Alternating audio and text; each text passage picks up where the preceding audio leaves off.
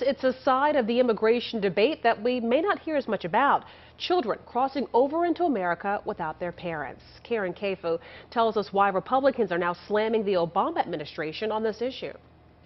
The Obama administration has called it an urgent humanitarian situation. Political critics call it lax immigration policy.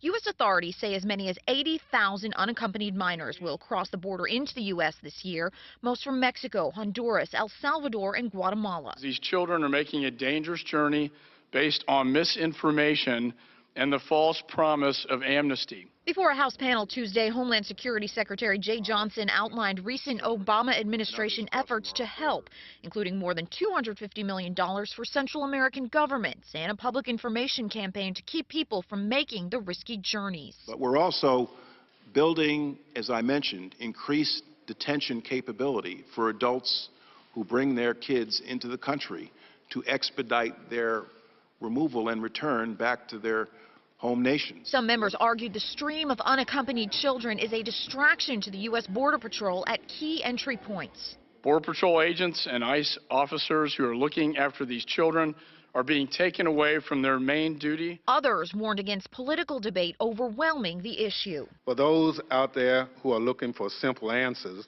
to lay the blame on President Obama's policy on deferred action for childhood arrivals, or even the Senate-passed comprehensive immigration reform legislation, I would note that neither would apply to these kids. The head of FEMA tasked with an interagency effort on the situation, and the deputy chief of U.S. Customs and Border Protection also appeared at Tuesday's hearing. In Washington, Caifa, WHAS 11 News.